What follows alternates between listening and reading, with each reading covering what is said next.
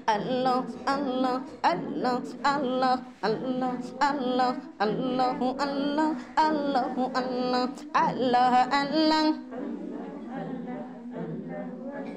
আল্লাহ আল্লাহ আল্লাহ আল্লাহ আল্লাহ রে বিপদে পড়েছি যে আল্লাহ আল্লাহ আল্লাহ